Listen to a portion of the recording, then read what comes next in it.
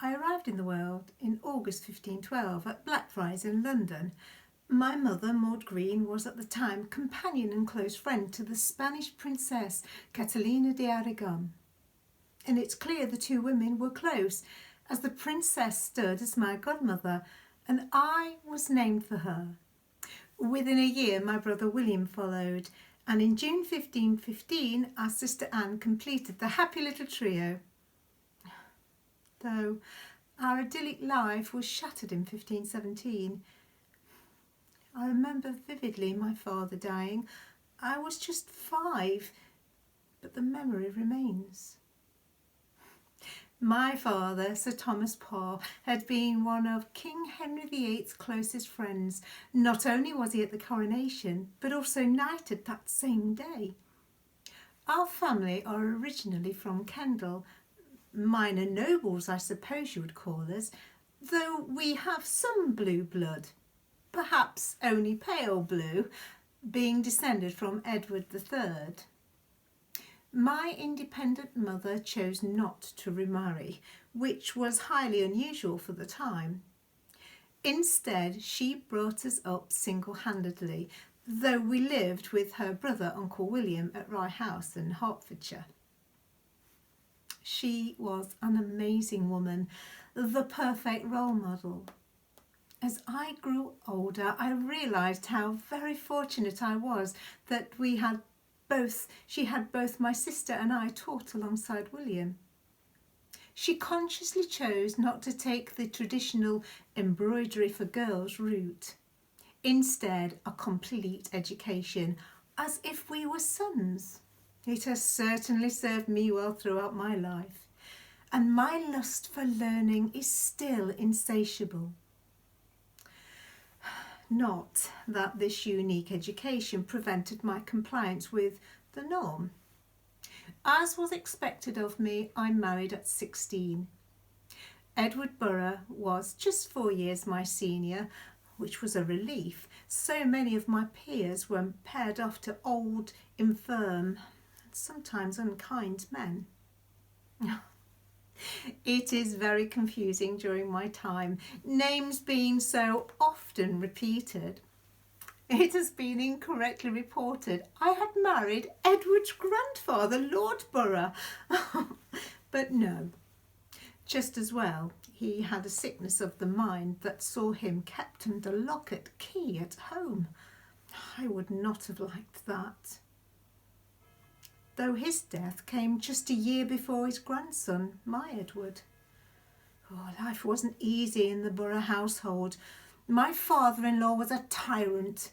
He ran his Gainsborough home with an iron rod, often taken to violent rages, ever fearful that he too would inherit the malady of the mind that afflicted his father.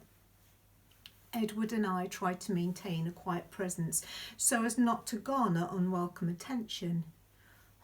But Edward's less than rude health often angered his father, who thought him weak. Well, that angered me. My poor sweet husband could do little to improve his bad humours. Believe me, we tried many remedies. I wrote to my dear mother often, and in great detail, there being none others I could turn to. To my immense surprise and great relief, in 1530 she arrived at Gainsborough. I cannot tell you how happy I was to see her. Ever the strong and diplomatic woman, it was her intervention that saw Edward and I secure a move to Kirkton in Lindsey, our own manor house.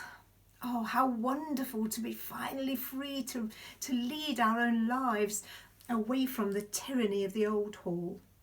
I wasted no time taking the reins of my household. But sadly, our calm and settled life came to an abrupt end just 4 years later. Edward died. He was just 24. Ideally, you would say in his prime. I, a widow at 20 and without issue. The This was something that had saddened us both. For some reason, God had seen fit to not bless us with a child. Being young, we always felt we had time. But now my childless status was coming to bear. It denied me stay to remain in our home. My father-in-law Thomas arranged a small income for me from 3 manors. This was to be paid in lieu of my dowry. With that, all ties were severed.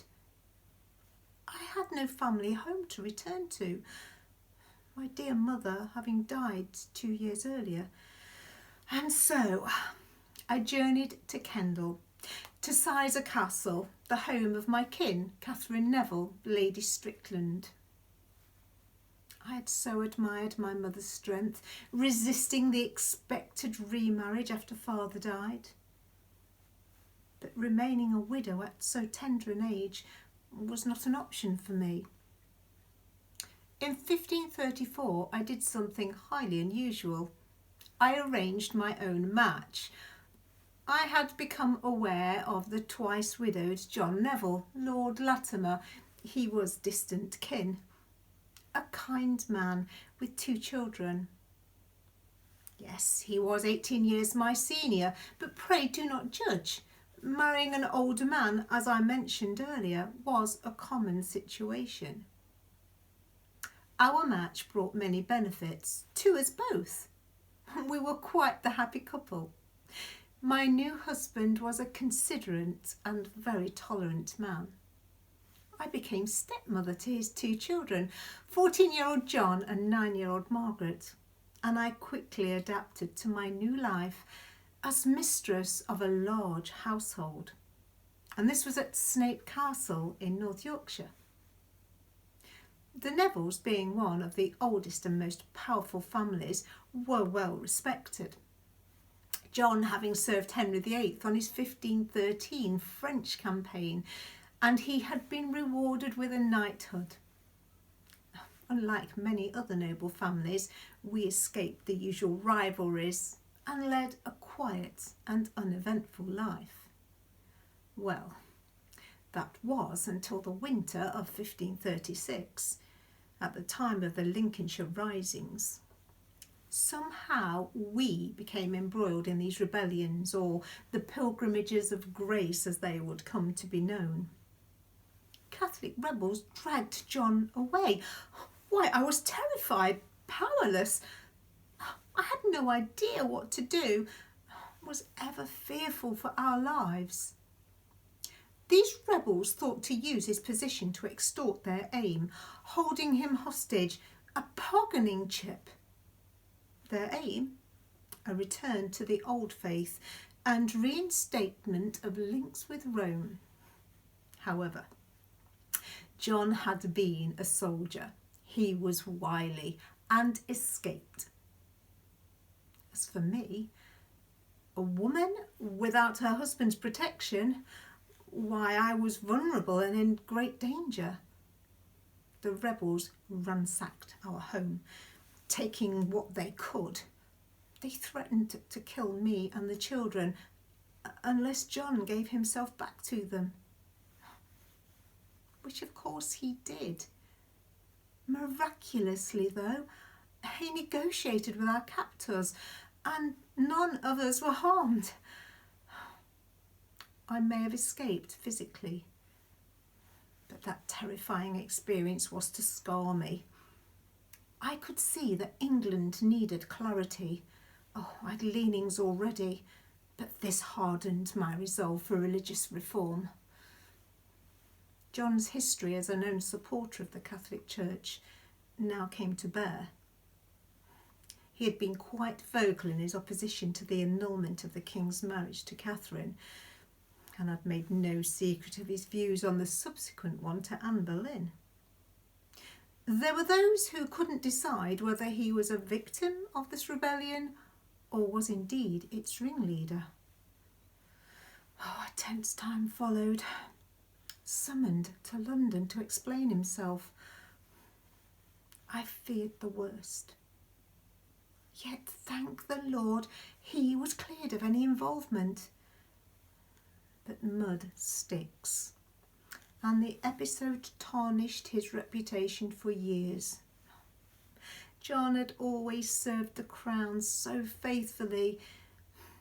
This slur left him a broken man. Age was not on his side, and so his health suffered. The King's chief adviser, Thomas Cromwell, capitalised on our fragile position, calling upon my now frail husband just to aid his ever-increasing desperate endeavours. Well, that was until he met with the axe in 1540. It was only then that we regained our dignity.